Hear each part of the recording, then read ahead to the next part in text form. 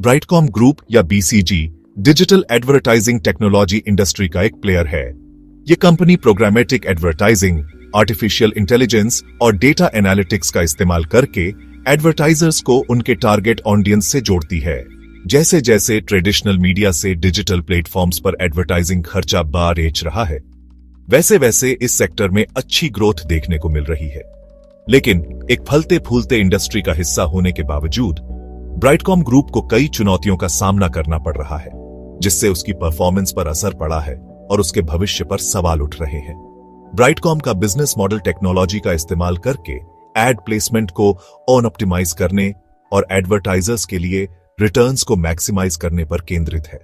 आज की दुनिया में जहां डिजिटल कंजम्पशन का बोलबाला है, इस अप्रोच में बहुत बड़ा पोटेंशियल है। लेकिन कंपनी की इस पोटेंशियल का फायदा उठाने की क्षमता पर कई इंटरनल और एक्सटर्नल फैक्टर्स के चलते सवाल उठ रहे हैं। फाइनेंशियल परफॉर्मेंस से लेकर कॉर्पोरेट गवर्नेंस तक इन फैक्टर्स ने इन्वेस्टर कॉन्फिडेंस को कम किया है और ब्राइटकॉम के लॉन्ग टर्म सस्टेनेबिलिटी पर शक पैदा किया है।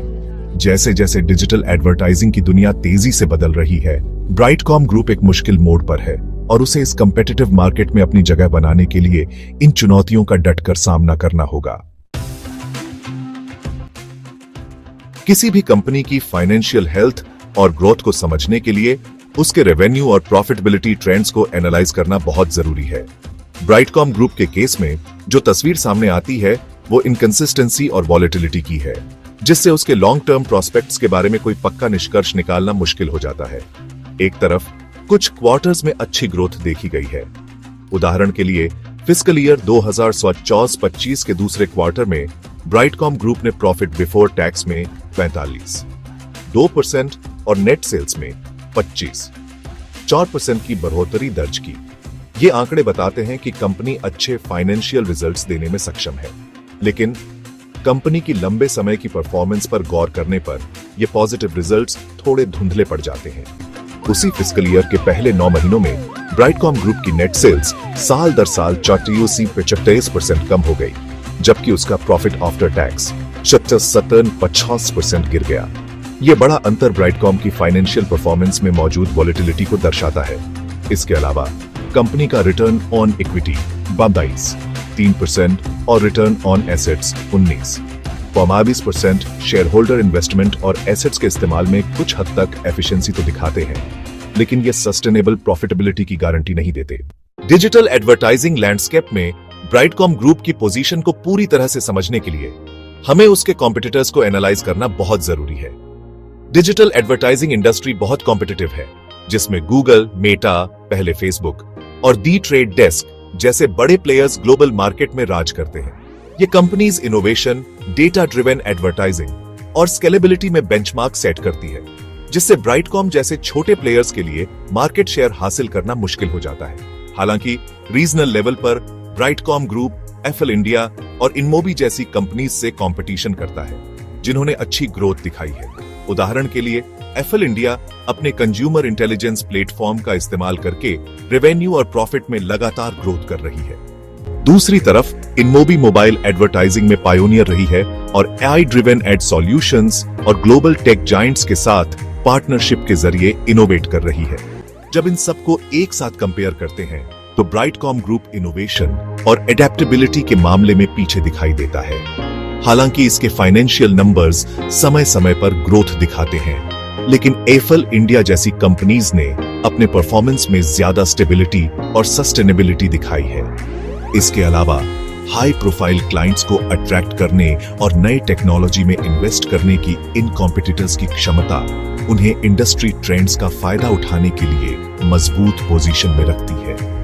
ब्राइटकॉम का निश मार्केट्स पर फोकस और ग्लोबली एक्सपैंड करने की कोशिश काबिले तारीफ है, लेकिन सवाल यही है, क्या ये अपने कॉम्पिटिटर्स द्वारा तय किए गए इनोवेशन और परफॉर्मेंस की गति को बनाए रख सकता है?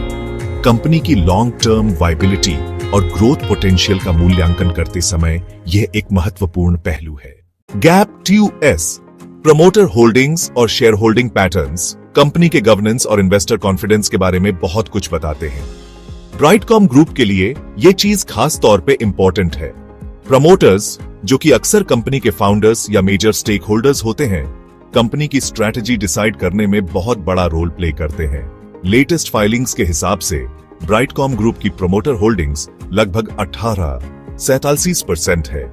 ये इंडस्ट्री स्टैंडर्ड से काफी कम है, जहां वेल एस्टैब्लिश्ड कंपनीज में प्रमोटर स्टेक्स अक्सर 40% से ज्यादा होती है। कम प्रमोटर होल्डिंग कभी कभी कम कॉन्फिडेंस या फोकस में बदलाव दिखाता है, जिससे लॉन्ग टर्म कमिटमेंट पर सवाल उठते हैं। साथ ही रीसेंट शेयर होल्डिंग पैटर्न्स में फ्लक्चुएशंस दिख रहे हैं। इंस्टीट्यूशनल इन्वेस्टर्स जैसे म्यूचुअल फंड्स और इंश्योरेंस कंपनीज ने कंपनी में ज्यादा इंटरेस्ट नहीं दिखाया है। इंस्टीट्यूशनल बैकिंग की ये कमी ब्राइटकॉम के फाइनेंशियल हेल्थ या ग्रोथ ट्रैजेक्टरी पर कंसर्न्स दिखा सकती है। दूसरी तरफ रिटेल इन्वेस्टर्स के पास अभी काफी शेयर्स हैं, जो लार्ज स्केल इंस्टीट्यूशनल सपोर्ट की बजाय इंडिविजुअल इन्वेस्टर्स पर रिलायंस दिखाता है। एक चिंता की बात यह है कि प्रमोटर्स ने प्लेज्ड शेयर्स थोड़े बढ़ा दिए हैं। प्लेज्ड शेयर्स लोन्स के लिए कोलैटरल की तरह यूज होते हैं और इसमें बढ़ोतरी अक्सर कंपनी के फाइनेंशियल स्ट्रेस की तरफ इशारा करती है। ऐसी चीजें इन्वेस्टर कॉन्फिडेंस पर असर डाल सकती है, क्योंकि ये पोटेंशियल लिक्विडिटी चैलेंजेस दिखाती है। हालांकि ये पैटर्न्स जरूरी नहीं कि बुरा ही दिखाते हो, लेकिन ये उन एरियाज को हाईलाइट करते हैं जिन पर ध्यान देने की जरूरत है। एक हेल्थी शेयर होल्डिंग स्ट्रक्चर में बैलेंस होता है, स्ट्रॉन्ग प्रमोटर स्टेक्स और रोबस्ट इंस्टीट्यूशनल इंटरेस्ट के साथ। ब्राइटकॉम ग्रुप के लिए करंट ट्रेंड्स इन्वेस्टर ट्रस्ट वापस पाने और ज्यादा रोबस्ट बैकिंग अट्रैक्ट करने के लिए स्ट्रेटेजिक एडजस्टमेंट्स की जरूरत दिखाते हैं। अगले सेक्शन में हम ब्राइटकॉम के बैलेंस शीट को और डीपली देखेंगे, ताकि उनके फाइनेंशियल हेल्थ और स्टेबिलिटी के बारे में और जान सकें। Stay tuned. किसी कंपनी की बैलेंस शीट उसके एसेट्स, लायबिलिटीज और शेयर होल्डर इक्विटी का एक स्नैपशॉट देती है। ये फाइनेंशियल हेल्थ को जांचने और पोटेंशियल रिस्क या चिंता के मुद्दों को पहचानने का एक जरूरी टूल है। ब्राइटकॉम ग्रुप के मामले में उसकी बैलेंस शीट की अच्छी तरह से जांच करना उसकी मौजूदा फाइनेंशियल स्थिति और भविष्य की चुनौतियों का सामना करने की उसकी क्षमता को समझने के लिए बहुत जरूरी है। कंपनी के कर्ज के लेवल पर ध्यान देना जरूरी है। कर्ज का ज्यादा होना इन्वेस्टर्स के लिए एक खतरे की घंटी हो सकता है, जो कंपनी की ग्रोथ में इन्वेस्ट करने की क्षमता को कम कर सकता है। एक और इंपॉर्टेंट मेट्रिक है अर्निंग्स पर शेयर या ईपीएस, जो कंपनी के प्रॉफिट का वो हिस्सा दिखाता है जो हर आउटस्टैंडिंग शेयर को मिलता है। ब्राइटकॉम ग्रुप के ईपीएस की जानकारी रिसर्च मटेरियल में नहीं थी, इसलिए पर शेयर बेसिस पर उसकी प्रॉफिटेबिलिटी का आकलन करना मुश्किल है। प्राइस टू अर्निंग्स या पीई रेशियो एक वैल्यूएशन मेट्रिक है, जो कंपनी के शेयर प्राइस की तुलना उसके अर्निंग्स पर शेयर से करता है। ब्राइटकॉम ग्रुप का कम पीई रेशियो 178 और 211 अंडर वैल्यूएशन का संकेत हो सकता है, लेकिन यह कंपनी के फ्यूचर अर्निंग पोटेंशियल के बारे में मार्केट के संदेह को भी दर्शा सकता है। शेयर होल्डिंग पैटर्न्स चिंता की बात। शेयर होल्डिंग पैटर्न्स आपको पता ही है, इन्वेस्टर सेंटीमेंट और कंपनी के फ्यूचर प्रोस्पेक्ट्स में उनके कॉन्फिडेंस के बारे में जरूरी जानकारी देते हैं।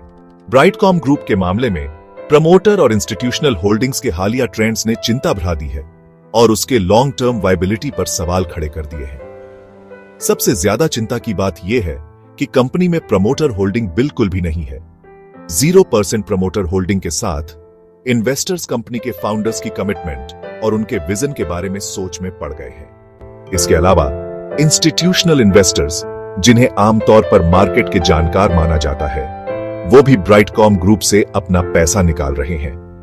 म्यूचुअल फंड होल्डिंग्स कम हो गई है और फॉरेन इंस्टीट्यूशनल इन्वेस्टर्स या एफआईआईज भी अपना स्टेक घटा रहे हैं। इंस्टीट्यूशनल इन्वेस्टर्स का यह जाना ब्राइटकॉम ग्रुप के शेयर होल्डर वैल्यू देने की क्षमता पर भरोसे को और कम करता है। प्रमोटर और इंस्टीट्यूशनल सपोर्ट की कमी कंपनी के गवर्नेंस, ट्रांसपेरेंसी और उसकी दिशा पर गंभीर सवाल खड़े करती है। विवाद और गवर्नेंस के मुद्दे मुश्किलों से जूझते हुए ब्राइटकॉम ग्रुप का सफर बदकिस्मती से डिस्प्यूट्सों और कॉर्पोरेट गवर्नेंस के मुद्दों से घिरा रहा है, जिससे इन्वेस्टर की चिंताएं और भी आज गई हैं और उसकी रेपुटेशन पर सवाल उठ रहे हैं। फाइनेंशियल मिसमैनेजमेंट से लेकर ट्रांसपेरेंसी की कमी तक इन मुद्दों ने भरोसे को कम किया है और कंपनी के एथिकल और रिस्पॉन्सिबल बिजनेस प्रैक्टिसेस पर शक पैदा किया है। सबसे बड़ा झटका तब लगा जब भारतीय प्रतिभूति और विनिमय बोर्ड या SEBI ने कंपनी की जांच शुरू की। हालांकि जांच की खास जानकारी रिसर्च मटेरियल में नहीं दी गई थी। लेकिन किसी भी रेगुलेटरी इन्वेस्टिगेशन से इन्वेस्टर सेंटीमेंट पर काफी असर पड़ता है। इसके अलावा मीडिया और मार्केट में फाइनेंशियल इरेगुलरिटीज जैसे कि क्वेश्चनेबल अकाउंटिंग प्रैक्टिसेस और रिलेटेड पार्टी ट्रांजैक्शंस के आरोप भी लगे हैं। चाहे ये आरोप सही हो या नहीं, ये इन्वेस्टर कॉन्फिडेंस को कम करते हैं और कंपनी के लिए नए इन्वेस्टमेंट को आकर्षित करना मुश्किल बनाते हैं। इन मुद्दों पर ट्रांसपेरेंसी की कमी ने स्थिति को और बदतर बना दिया है। ब्राइटकॉम ग्रुप के मैनेजमेंट की इन आरोपों पर सही से रेस्पॉन्ड न करने और स्पष्टीकरण न देने के लिए आलोचना की गई है।